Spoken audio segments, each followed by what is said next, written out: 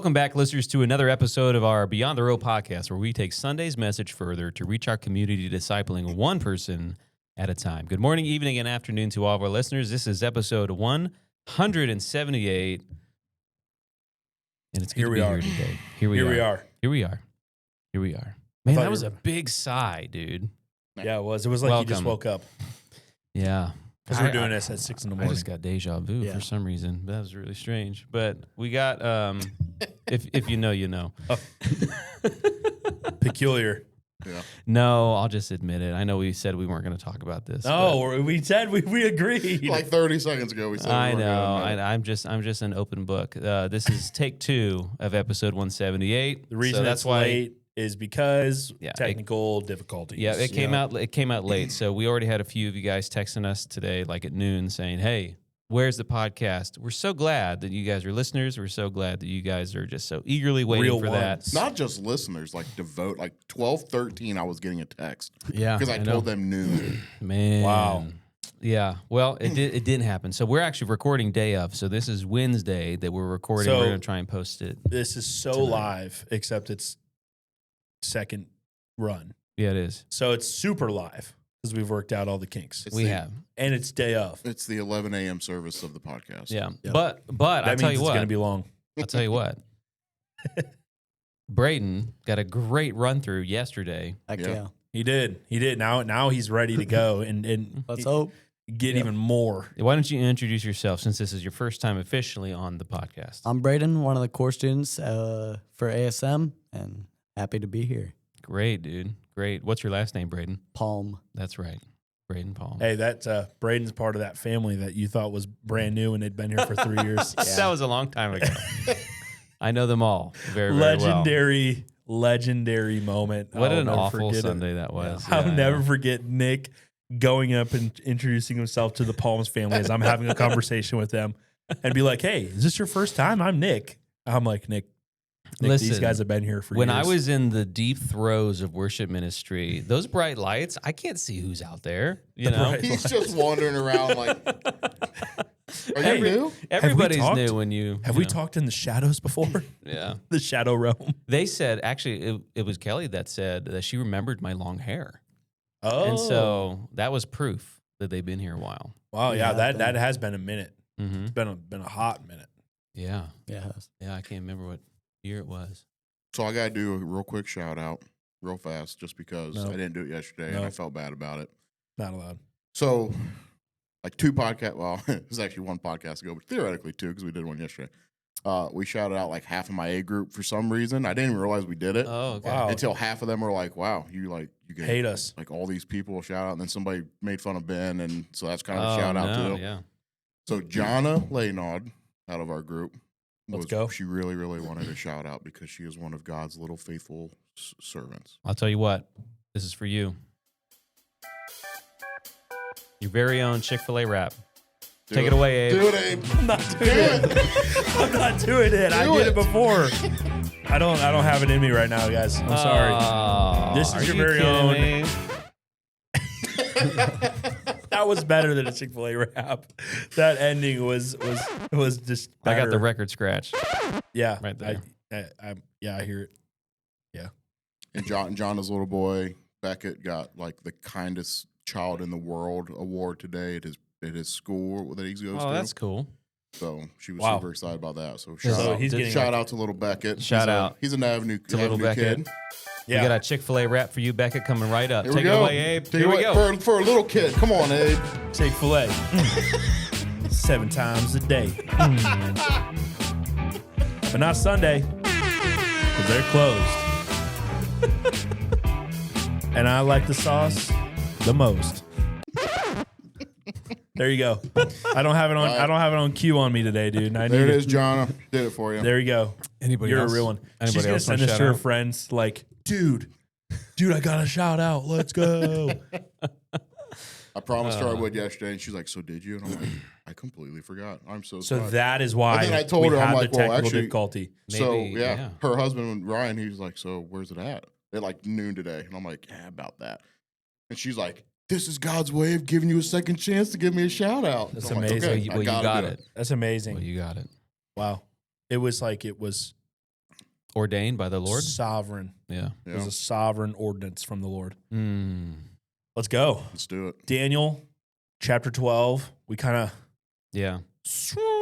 Daniel 10 and 11. Well, what's hilarious is on yesterday's podcast, we talked about how people don't like the opening banter. Apparently, there's a great disdain for the opening vibes. Yet people are asking for shout outs. Yeah, it's kind of interesting. It seems like it's kind of They're polarizing. asking for shout outs because they're so tired of hearing the stupid superhero and Star Wars talk. Well, speaking of superhero talk, Pastor Nate used an Avengers. He did in his sermon. Did you notice the first service when he was like, does anybody like it? And there was like 3 scragglers that were like, well, that's pretty first much. service, bro. 9 a.m.ers. There was a bunch at 11. I'll give them that. 9 a.m.ers. It's lot, like the vibes at 9. It depends. You know, the people at 9 are either people who have Bibles as thick as they could potentially be, theologian, or they're weird and like to get up before the sun rises on a Sunday morning. Their kids woke them up at 6 a.m. Before the sun. Wait a minute. What time do you think the sun rises for a 9 a.m. service? The sun's already been up for 3 hours. I'm saying they like to get up before then. That's why they're at the 9 a.m. service. They've already drank 3 pots of coffee. Breakfast is done. They've had their daily Devo. Lunch they is are almost locked over. in. They've watched 3 Philip Anthony Mitchell sermons before they even got to church. And they're ready to go. Yeah. He does have some good stuff, though. Probably the Girls Gone Bible podcast on the way, and hopefully not, but Never heard of that before. I've not heard of that one either. It's a thing. If you're listening to this and you know about that podcast, just let me know, just to validate me. Whatever, doesn't matter. It's silly, but anyways, do you know about it? Nobody knows Dang what it, they're bro. talking I see a lot about. of Dang it, stuff bro. on social media. Dang I'm not it sure. doesn't matter. It's just girls that it's just whatever. I don't listen to it, but Oh, it doesn't sound like you do. No, it seems like you know a lot about it, but you never listen to it. I've just seen them on my Instagram algorithm. I've never looked into them. I've just seen them. Mhm. Not Mm-hmm. that's it. That's the extent of it. Yeah. I'm not an expert. Oh, yeah, sure. Hmm. Anyway, Daniel 10 and 11. Landing the plane today. Yeah, it's pretty much Yep. over. It is not pretty much. It is over. Yeah, Yeah, because Daniel's over. Yeah, the next sermon is a whole new series. Summer in the Psalms. Yep. Jesse sounds like he's opening it up here in Ontario. I'll be kicking it off here Sunday. So Let's go, dude. Yeah. I know you don't want to share which psalm that you're doing, No. but you want to give us a little taste of what it's going to be? yeah, it's a psalm that I feel as I was reading through different psalms, trying to figure out which one I wanted to do. It really convicted me. It speaks heavily on basically false worship. Oh, So, wow. People that would consider themselves Christians, or in that time, in David's era of time, would consider themselves the people of God, right? The Israelites, they would have considered themselves people of God, but their worship was false, and they were doing it out of wanting to look the part, but their hearts weren't there. So, Got it. I Cool. think that's a big issue in the American church today. So, I'm fixing to touch on it. Mm-hmm. A little Easter egg. It's a Psalm of Asaph. It is a psalm. You of gave Asaph. me enough nugget yesterday that I found it. That's is it. That's the only thing you guys are getting. Yep. And who was Asaph? Who was You know? Asaph? He was, from what I remember, What was I should say? What was he? he would have. I think he was involved in the music. Yes, he was a worship. Yeah, he leader. was a worship leader within the kingdom, I Yep. believe. Yep. Yeah. Yep. Yep. You know what? This reminds me of something really funny. Last night, another shout out. This is more like a roast, but I was eating food with Connor Perry, one of our students, Connor Perry. I know him. and another guy named Oliver in my small group, and my wife. We, after church softball, went and got some food. Braden, you could have came if you were at church softball, but so we were going and we were discussing a kind of a funny thing, and basically it was like what a deal breaker in a relationship. Connor's like, okay, hey, is this a deal breaker? And I'm just being silly, right? And I'm like, yeah, that's a deal breaker. And they're like, why? I'm like, because God said so. And they're like, really? Chapter and verse. And I said Psalm 152:7. And then I looked it up. I was like acting like I was looking it up on my phone. They're like, "Oh, dude, come on! You're supposed to have that on tap if you're going to quote that." I said, "Joke's on you guys. There isn't a Psalm 152. Get exposed. And they were like, Connor was like, oh, dude. he's like, bro, you just cooked me. I'm like, yeah, I know. You tried to get me. I got you, bud. Well, I know what'll make Connor feel better. His very own personal Chick-fil-A wrap. I'm not getting this guy a Chick-fil-A wrap. No. I'm silent. We just get into a conversation and then this guy just rips it again. It's like, okay. Anyway, no, it was funny. Yeah. It was funny, but I Connor really thought he had me on that one, and I had him. I was 2 steps ahead of him. Hey, you know what though?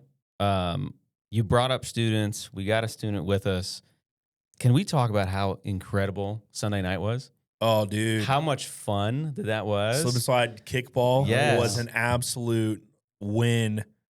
Dude, Tell people about playing on a tarp Yeah. for this time, the world's largest tarp I've ever seen. So Tanner Hannison, shout out, because Shout he out to deserves Tanner. a shout out for He sure. really for what he did. Legendary.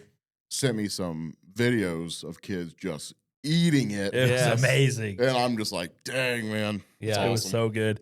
So it was for- so good. For anyone that doesn't know, Tanner volunteers with the fire department, and so Yeah. they let him bring a tanker. Tanker 66. Yes, to That's what it our was. Ontario That's awesome. campus, and out in the backyard, he got the fire hose and everything. Oh, yeah. and And he let me have the fire hose. that's right. And then I let students have the fire hose. Yes. And that was a That's a good lot of idea. fun. So I have a legit question.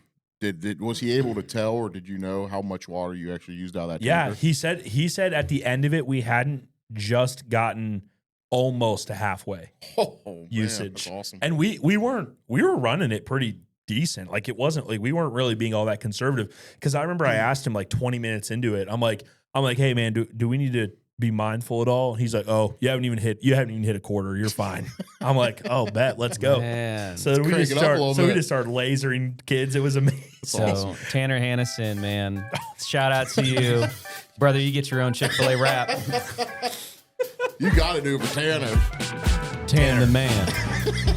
Tan the man. Tan the man. Here it is. He's a fireman. Tan the Food man. at the Chick-fil-A van.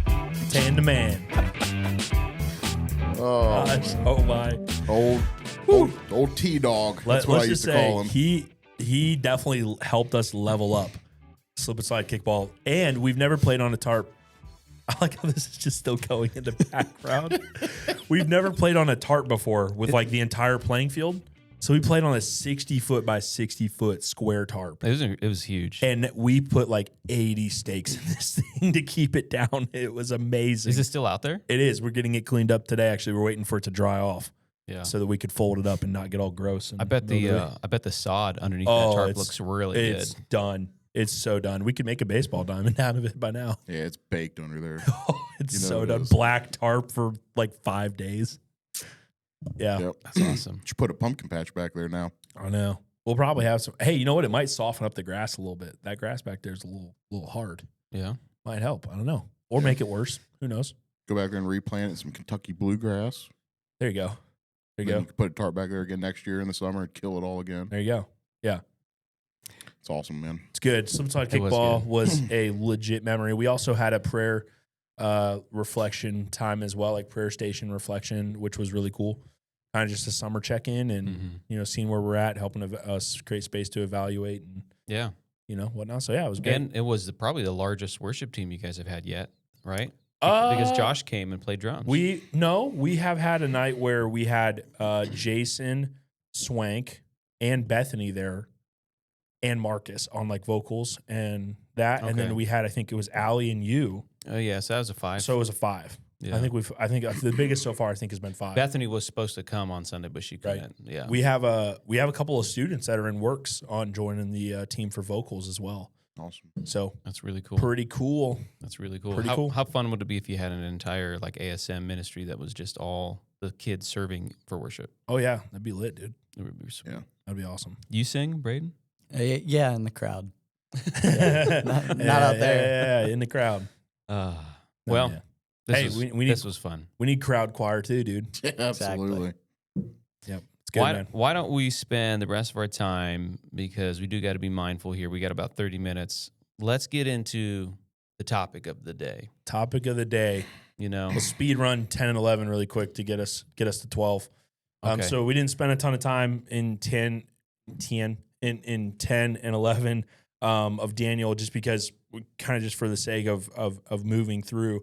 But it was interesting, like some of the things that I think we brought out a little bit was in 10, we have this picture of Daniel in the middle of prayer and fasting, crying out to God, and then the angel that ends up getting to him actually says that it was blocked, like that it had adversaries against it for 21 days until the archangel Michael intervened in order to essentially win the battle of darkness that was intervening in this situation, and so. That was a really interesting. It's a really interesting picture of like God working and moving in ways us humans can't see or even imagine or even are so quick to assume isn't happening, which I think is really interesting. So the world is way beyond physical, way beyond just what we see or understand, and God's working, moving, and doing things that we couldn't even fathom. Mm-hmm. And so the delay that Daniel was experiencing wasn't even, about distance with God or even God's slowness, quote unquote. It was that he responded, but there was a delay that Daniel was not aware of.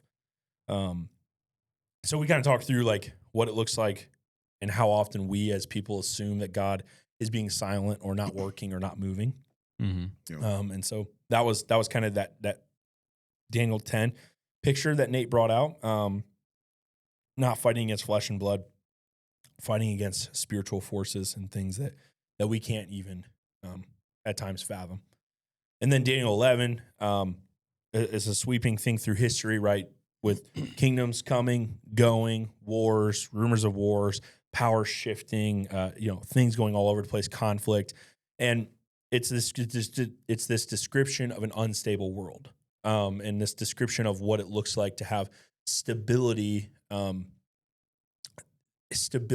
the world being under attack and also not looking good. It's like the world not looking stable. And one thing that was really apparent in Daniel 11 was this at an appointed time, or like the the orchestrating of things wasn't random. Like it wasn't just, it seems random or it will appear random, but history isn't random. God orchestrates in it and uses it and steps into it with intention. You're saying God's not reckless. God is not reckless, no. And I think it was interesting. I think Nate was honest about the tension between God's sovereignty and human free will. Yeah, by the way, I still don't like Corey Asbury. His new stuff's still bad. But reckless love, no. Anyway, side point. Okay. History isn't random. God orchestrating in it. And I think Nate was pretty honest about this tension between God being sovereign, which is has authority, has the power, and has the right to and is really in a sense over all things. Like it's not like things are happening without God's authority on it. But there's also this interesting thing where God allows free will and allows human condition to shape and guide things throughout history and throughout the course of history, which I think is interesting. And I think Nate kind of leaned into this, like not really considering to fully resolve that tension. It's just like, this is just a reality of the tension that we're in, and how we're experiencing life. And I think that was interesting. So it looks like a loss of control, but it's actually just a very intrinsically designed and also I would say navigated playing out of events. Like again, God's not just like, oh, I didn't see that coming, or I don't know how I'm going to do this. It's like, no, God is fully in control of it and fully working in it. But he also is so above our understanding and our timeline and our that he can use even things that are bad for good. Yep. And I think that that's really interesting. I mean, it doesn't mean that bad things aren't bad either. Sometimes I think that almost creates like this weird optimism where it's almost like, well, if this thing that's bad, God can use it for good, does that mean it's not bad? No, it's still bad. God just is able and capable of so much more. Yep. And so I think really the takeaway is things look like they're falling apart. Things I think genuinely at times you can say they are falling apart, but God hasn't lost control. He hasn't just all of a sudden thrown in his cards and said, hands off, I'm done with this. I want nothing to do with this. And actually, if anything, what's really interesting is a lot of times when God allows these chaotic situations to happen, usually it's not a showing of his hands off of it. It's actually a showing of his hands on it because there's disciplinary action or correction or consequences that come with it. So it's interesting. It's not a showing of God being like, no, I'm done with this. It's actually more a showing of God and his activity within it. Mm-hmm. So that was kind of Daniel 10, Daniel 11, and then gets us to 12, which Nate kind of, emphasized this idea of things get worse before they get better. And that's kind of where we pick up in 12. Mm-hmm. And so Daniel at this point, he's 80, 90 years old. And this all started, the book of Daniel, as he was a teenager. Yeah. And so we're getting this, this full window picture of Daniel. Not just Daniel, but how the character of God is constant. Yeah. And his faithfulness is constant. Yeah. And that he is still the same God that he always has been. Yeah. Same God that Daniel started off with. Yeah. Yeah. Mm. Which is interesting. I think even in the midst of this though, is that we see Daniel's faithfulness, yet Daniel is continually not getting sunshine and rainbows news. Like he's not getting, hey, you've been faithful, Daniel, so everything's going to be good. Mm. Or hey, Daniel, you've done these things, so everything is looking real good for you. Yeah. Which I think is interesting. It's not a reward, right? Based love. Yeah. Well, not even and not even for Daniel personally, but also remember Daniel could easily be having a very personal perspective in this as well. Of like, well, Lord, I've been faithful. Well, I've done this and I've done this and I've done this. But Daniel's language is very much inclusive of the people that he belongs to and the people group that he's a part of. That's what's interesting. Like, we look at these stories and we read through these stories from that mindset of like, well, we know what happens, right? Mm-hmm. Like, put yourself in his shoes for a minute and be like, imagine getting thrown in a lion's den. Like, yeah, you read the story and you're like, well, he was faithful. He prayed. It doesn't mean he wasn't scared to death. Like, yeah, he knew that there was a chance that God could let something happen to him. I mean, people, you don't think about that when you're reading the story. You're like, well, right. I mean, we know that he makes it out okay, but he didn't know he was going to make it out okay. He trusted God through the process, but there was no, 100% assurance like, yeah, these things ain't going to eat me. I'm fine. Right. He didn't know that. If that was God's will for his life, was this is how you're done, man, then that's what was going to happen. Mm-hmm.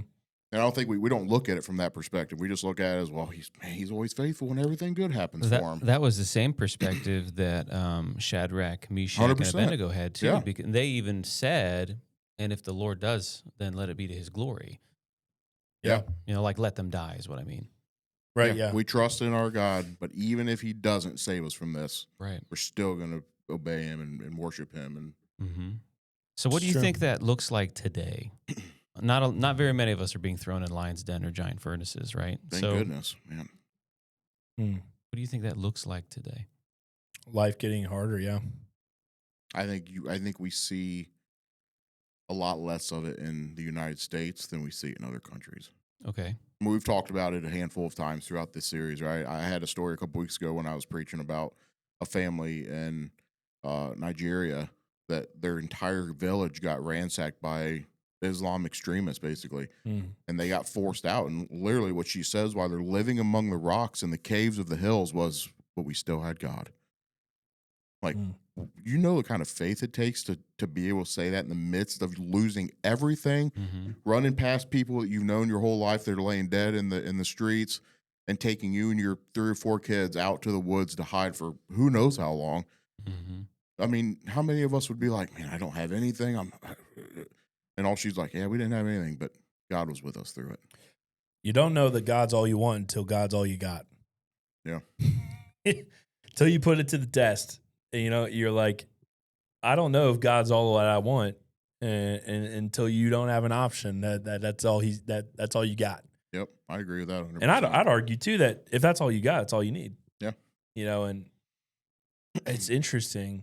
But most people in this country have never been put in that situation. Definitely. I'm not saying everybody. Yeah. I mean, I was at a men's conference a couple weeks ago, and we heard some stories from some soldiers and military guys. They were put through some serious things. And they were like, man, we had to remain faithful through a lot of that stuff, and it was really difficult. But it's like 99% of the people in this country, they've never experienced something where your faith is put so much to the test that you can truly be like, I knew I had God in it, and that's all I needed during it. It's like the only source of sustaining was Him. Yeah. Not you, not your willpower, not 100%. Not the things you're capable of or the things that you have access to or comfortability, things like that. So I think because of that, it's hard for us to fathom what that actually looks like for us today. I mean, I'm the same way. I've never been in a situation in my life where I'm like, what's going to happen to me? Like, is this the end of my life? Is God all I have, and is that enough right now? I've never been put in a situation like that.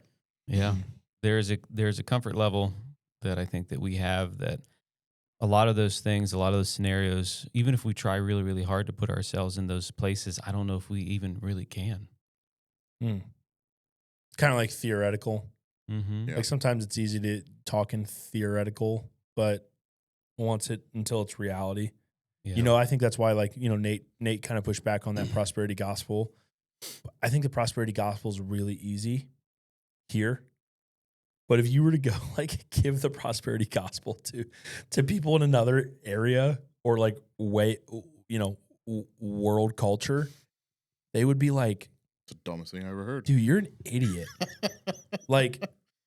We have Jesus, but we're still dead broke. So it's like that breaks down. It breaks down because I think it's like only Jesus if He can offer me XYZ, but it's like what if He offers me life in Himself, but that doesn't equate to easy life? Is that okay? Like if He offers you true life, right? Life to the fullest, but He doesn't offer you an easy life, is that okay with you? I think a question to wrestle with, and we've talked about in my small group before, like if God took everything from you, He took your family, He took your home, He took your job, He took everything, would you still stand by Him? Like that's a deeper question than it seems on the surface. But if you seriously sit and think about that for a half hour, like what if I lost everything I have, or everyone? That's what I mean. Everything, your whole entire life, your kids, your spouse, your house, your job, your money, everything. Is God still enough for me? And 9 times out of 10, people would be like, yeah. I wonder if we can get a very, very small taste of that through fasting, because I don't think people probably practice fasting enough in their Christian walk. But the idea of fasting is to give up food, right? So that hunger that you're feeling is a reminder of the reliance that you have on your Lord, right? And when you constantly are full or fed, if maybe you've never really experienced hunger, okay? So take that thought and then take it in a world of not food. Take it into maybe you've never gone without shelter, never gone without a home, never gone without a vehicle, never gone without a job. So it's like trying to put yourself into these scenarios where, to think, like I can say all day long and try and level with somebody that's in a third world country, and I'm try and put myself in those shoes and try and imagine how hard that must be. But I think no matter how hard I try, I still am not going to get it because I've never lived it. It's funny. I was at a camp for FFA. I don't know if you guys are familiar. You're probably familiar with it because you go to Shelby, right?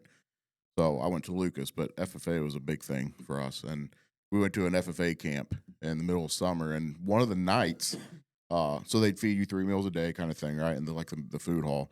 One of the nights they came in and they did this basically like experiment thing, right? And it was like, well, you sit at that table, you sit, and every single person, you go to that table, go to this one, you go to that one. And like you normally you go in with the people you went with from your school or whatever, but they separate everybody. And so you're sitting at a table with people you don't know like this, and you'd be like, any of these people. So you're just kind of chit chatting, and they're like, so, flip this thing over in the middle of your table. You flip it over, and it's a 1. They're like, if your table has a 1 at it, meet us over here. We're ordering pizza and pop, and you guys all get to come and hang out. Like, all right, cool. And they flip over the next one. You flip it over, and they're like, all right, we're making some spaghetti, and those get the number 2 stay in here. You guys get spaghetti and a glass of water. And they're like, why don't we get the pizza? And like everyone else, flip your thing over. Flip it over, and it's a number 3. Well, your number 3 was you get a glass of dirty water with it was coffee grounds. Okay, so they put coffee grounds in water. You had to filter the water yourself and drink it, and they're like, that's all you get tonight. And they're like, they were trying to make a point of like, this is how some people live. And like, look at how much we take for granted in this country. You'd have thought it was an uprising. Like, I'm serious, man. The people with the 3 on the table, they're like, call our parents. This is abuse of children. Like, they were fired up about it. Like, there were kids yelling at adults. I mean, it was chaos. Wow. And like 45 minutes later, they're like, hey, everyone come back to the meeting hall. And they ordered pizzas for everybody, right? It's like, because they're not going to do that. But it was one of the first times I was ever like, man, we're greedy. Like, we are so greedy. Like, we're willing to call our moms and dads because of this. And there's kids that don't even get this half the time in other countries. It was super eye-opening to me, It makes you think like, you were talking about fasting. If you can't fast from it, you're probably a slave to it. I mean, that's just the truth. Mm-hmm. If there's something in your life that you can't fast from for a day, 2 days, a week, you're a slave to it. Yeah. And that's a dangerous place to be. I think too, with that whole comfort level, I don't know why we keep going back to food, but I think for the most part, it's a human need and puts us all on the same playing field, I suppose. But if you can't function by skipping one meal, I know people like that. Yeah. Right. Where it's like, oh my gosh, I didn't get breakfast today, so I just can't function. I can't do anything. I had to eat lunch an hour late, or like I didn't get my 3 meals. I didn't get my 10 hours of sleep. I didn't get blah blah blah. You can blah, make blah. it as ridiculous as coffee. Yeah. I mean, how many people do you hear? They're like, I'm not going to function until I get my first cup of coffee in the morning. Yeah. But you can't function without a hot beverage because it has some caffeine in it. Or listen to this. Now I might upset somebody here. Okay. Oh no. People that are real particular about their coffee. They go to a place and it says, oh, they're going to have coffee for you, and you're like, this coffee sucks. Like the coffee snobs. I'm not gonna lie, bro. I'm that guy. I'm going somewhere else. How I'm not can they getting even coffee serve this and call this coffee? It's like it's like the free spoiled. drip coffee at the event that's buns, and you're like, nah, I'll just go buy some. I'm guilty, bro. 100%. I just saying, yeah, we are very, very spoiled. I mean, I wouldn't say it every time, but like there are times where I've definitely done that. 100%. But it still proves the point. Like how greedy and spoiled are we that we turn our nose up to stuff that other people would be like, man, I would die for some of that right now. Oh yeah. It really is a scary thought. We didn't jump into this yesterday. Last run through. I was gonna say last podcast, but they didn't see the last run anyway. through. Yeah. We didn't get to talk about this through trial 1, but maybe through trial 2. We got a good spread of ages right now. Braden, is there anything that you want to share from more of the teenage perspective? I mean, you're still in high school, so you have. I'm sure you've seen a wide variety of people that claim to be Christian, or they're not living, or things aren't lining up, or maybe sin in your own life. I mean, I'm not going to ask you to overshare, but like, is there anything that you want to throw out there right now? Well, like definitely in my life, I've been blessed with the people that I've ran into. Like I haven't faced too much backlash for preaching the word and spreading the news to other people. Like Mhm. when I feel like people get along with me well. So when I like talk to them, they understand me. Like in school, I would sit at our lunch table and like they were saying some crazy things because it's the lunch table, right? And like I start like not standing for that stuff, like not giving fist bumps and stuff like that. And like over time, I've been praying for them, and eventually it started into a Bible study. Mhm. Like that's my life has been pretty good since I've gave my life to Christ. But yeah, I have faced people that like are against it and kind of like are a brick wall sometimes when I'm talking to. But yeah, we definitely take a lot of things for granted. Like our camp this summer, like man, what we're used to is not what we were used to, and we're like, oh my gosh, what is this? We got used to it, but like Yeah. it's You That talking was about real- like living quarters and stuff Yeah, like that that? was real life. Like the one that I spoke at, Braden and Kale came with me. And you'd have thought I took these guys to a concentration camp the first day. No lie, dude, because like the way that it was compared to what they are used to was like, this is the worst. And that- Almost like this is bad vibes. that was my Mhm. first summer camp Yeah. too. It's a And- great experience. And so like, but it took them a little bit to get acclimated to it because it was like, this is not pristine.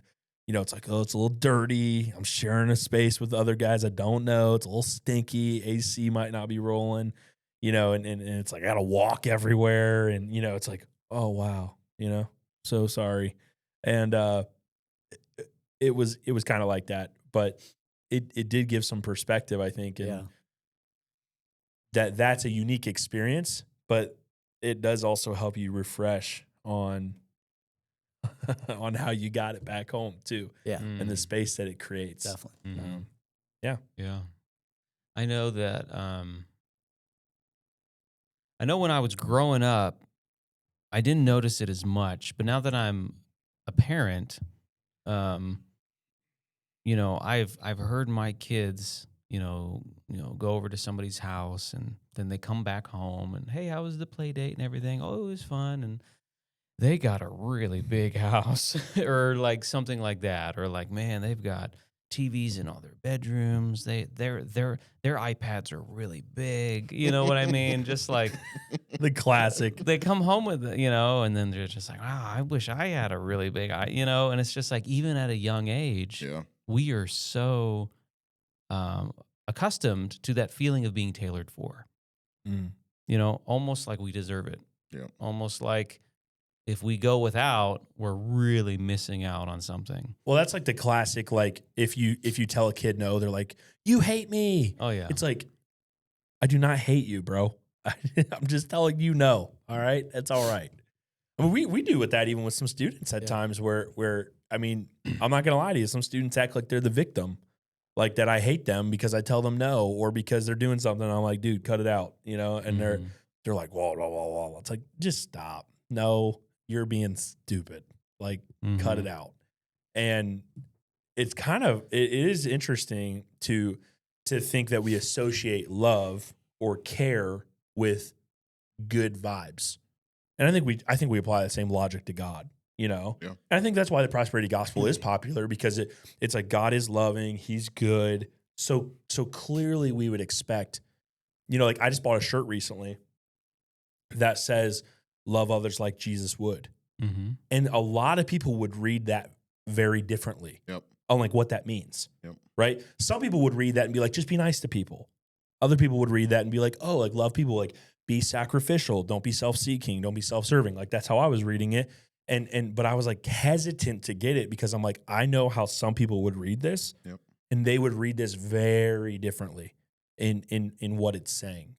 And I thought that was interesting. Like, it was just something that came to my mind. I was hesitant to get it because I think we at times associate God's goodness and his love and who he is with good vibes, serving us, self-seeking, that kind of thing.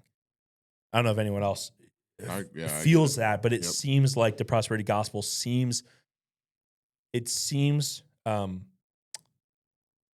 like it makes sense. It's attractive because it's more transactional. And I think You know it's what I because we mean? want it to be true. Right. But it's not a gospel message of give everything up and your life might suck for the rest of your life. it might not get better. But you're going to spend eternity with Jesus. Right. It's a message of, hey, do this thing. God's going to bless you. You're going to have money and you're going to have this. And it's a transaction. It's not a true gospel message of, hey, die to yourself. It's well, if you do this, Jesus is going to give you things back. Or there's a transaction here. Mm-hmm. That's not what it is. Yeah, it's almost like it erases the servanthood of the heart, because if you're only being kind to somebody, if you're only serving in the church, if you're only tithing, if you're only doing those things for the reward, then it's not the heart that Jesus has of yours. You know what I'm trying to say? Mm-hmm. He just has this mentality of that you're going to be rewarded. Yeah. Tithing is a good one. That's what I thought of too. Like, if you just sow a seed. If we're tithing with the expectation of, what's the church going to give back to me if I give them this money? Mm-hmm. Or the church isn't doing this thing yet, so I'm not giving yet. Yeah. I've heard, I mean, that's a thing. Like, people will be like, well, the church isn't doing this, so I'm not giving my money to this. Or I'm going to pick and choose what I want to give my money to. It's like, do you pick and choose what your taxes go to? No? Be quiet. Like, you still have to pay your taxes in order to be a citizen. Now, we could go on a whole debate about that, okay? I'm not saying that's always good. But what I am saying is, like, now, if your church was out here doing crazy stuff, be mindful. But, like, if your church is, like, buying a jet or something for the lead pastor, that's a concern. But, like, if you're out here definitely approaching it in a way where we're approaching God for something rather than for him. Yeah. The gospel is like, hey, you're going to receive newness of life in relationship with the one who made you. That's awesome. That's incredible.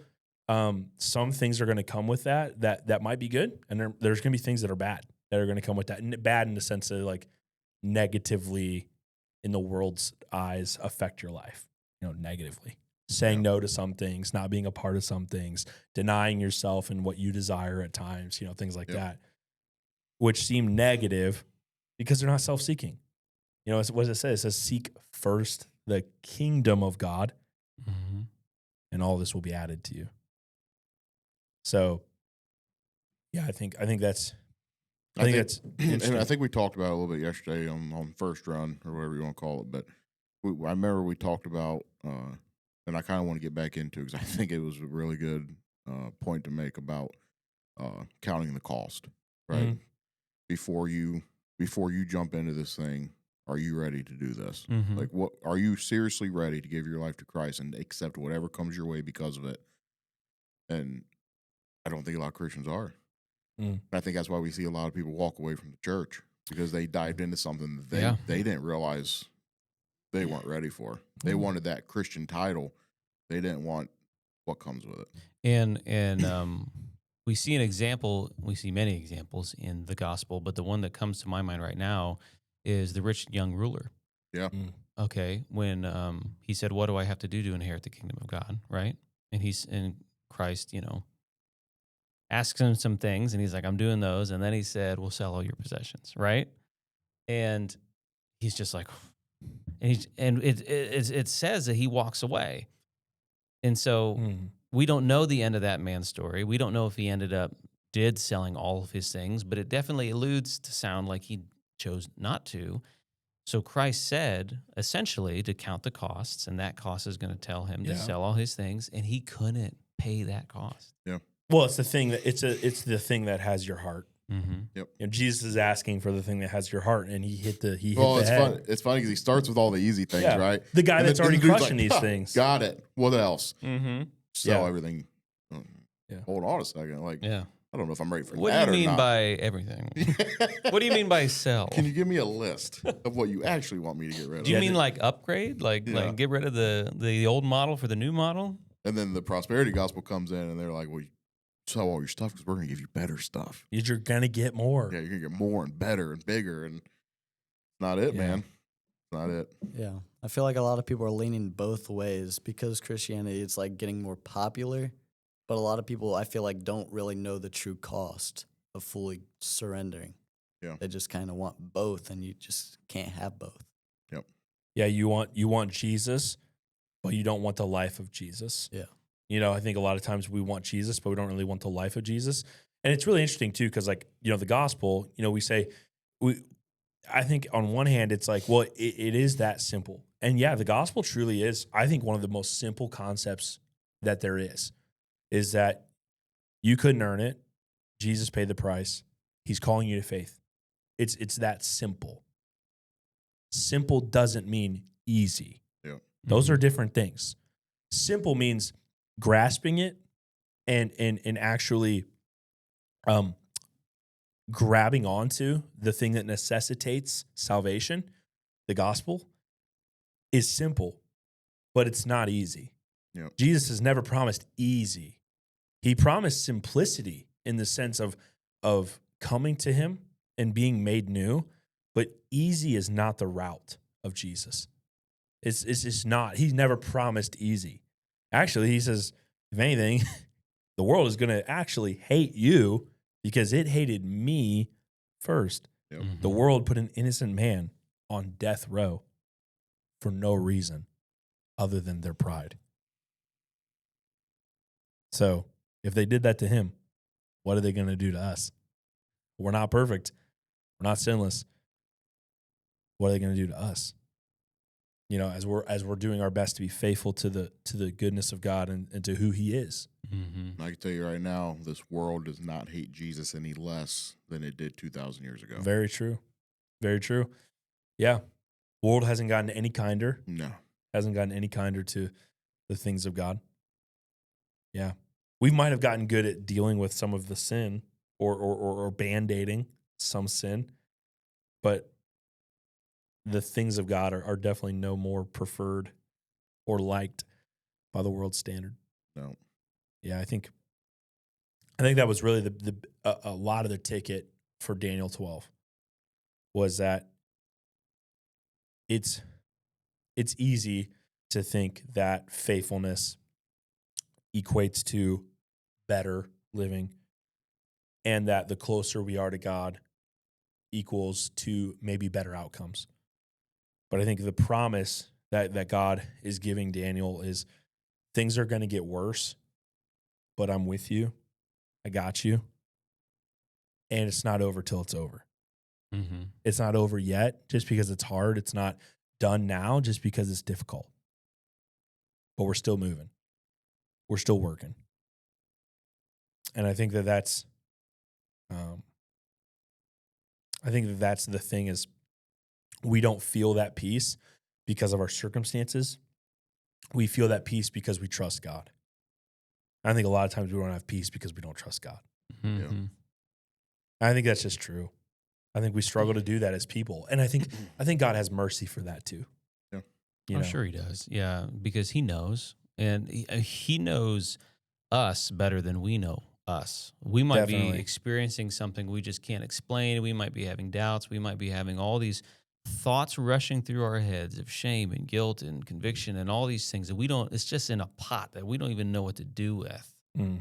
And he knows exactly what to do and how we're feeling.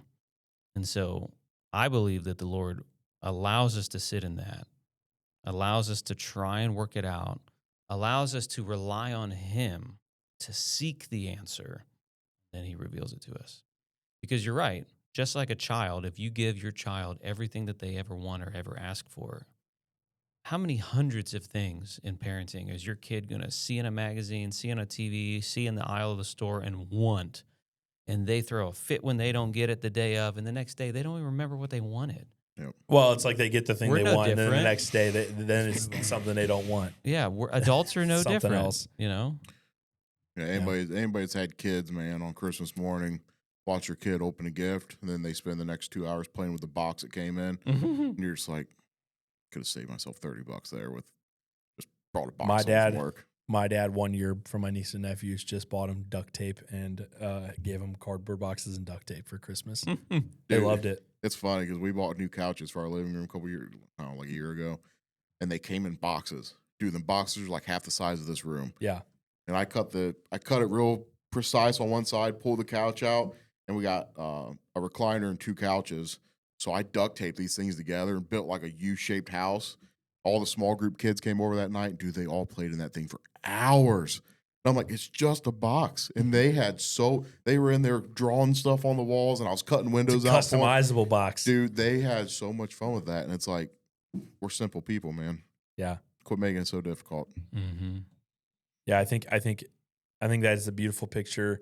Not to say life isn't difficult, and I don't even think God operates in this simplistic world where idealistic. I think God is very realistic. Yeah. And I think he's being very realistic with Daniel and saying, hey, the worst thing that can happen, I love Nate, he said this, like the worst thing that can happen is not the last thing that will happen.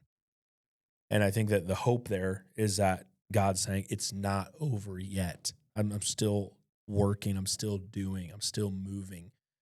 It's not over. And especially here, hey, Daniel, we've been doing this thing. How long? It's not over. Things are still bad. Things are still going to get bad, but it's not over. And I'm coming. And that's the promise. We see the promise of the death being lifted. The dead will rise into everlasting life. It almost makes you wonder if Daniel had the same thought that Paul had, like to live as Christ and to die as gain. Like you're 90-something years old at this point. You've survived lions and everything else, man. It's just like at this point, full man, send. Yeah, whatever you do, let's go. I'm in. I'm here for it. I've been faithful all this time. Just whatever you need to do, God, just go for it, man. I trust you. Yeah. I know it's hard. I know it's going to get worse, but yep. I've seen you this far. I've seen you be faithful this long. Yeah. 100%, man. Yeah. That's good. Good, man. That's good. I do think that there's still a lot about Daniel and his story. I am excited to get into a new series, though. But going back to the Old Testament was super refreshing for me because a lot of times, a lot of times we focus so much on the New Testament that we almost kind of be like, the Old Testament's it's been fulfilled. We don't need to worry about that so much. But we should be reading the Old Testament. Yeah. Often. Yeah, it teaches us. I mean, whole thing about approaching Scripture is what does it teach us about God? Mm-hmm. Old Testament teaches us plenty about God. Yeah, his character. Shows us who he is. Mm-hmm. And, the New Testament, I think, is obviously it's because we're in the age of the New Testament, but the Old Testament shows this historical reality of God and his faithfulness. I've said it before, man. I'll say it again. One of the most praised series that we've done at this church was the Jesus BC, I think it was called. Oh, yeah. Oh, the Gospel BC? People love that, man, because it just gives you that insight of like, I see Jesus and all this stuff that you didn't see before. And I've talked to so many people that were like, man, that was one of the best series that they've ever done at Avenue. Like, I got so much out of that. I look at the Old Testament so much differently now, and I can read it, and like, I can read it with the intent of looking for Jesus in it, and then I start seeing him in places, and it makes it exciting to read, and it changed so many people's perspective on the Old Testament. I think we should go back and do another series like that. People loved that, and I did too. I thought it was great. That's cool. We'll have to tell Nate. Yeah, that was a big hit. That was a big hit. That was good. That was good. Sweet. Well, I think we can wrap it up, gentlemen. I think we can wrap it up.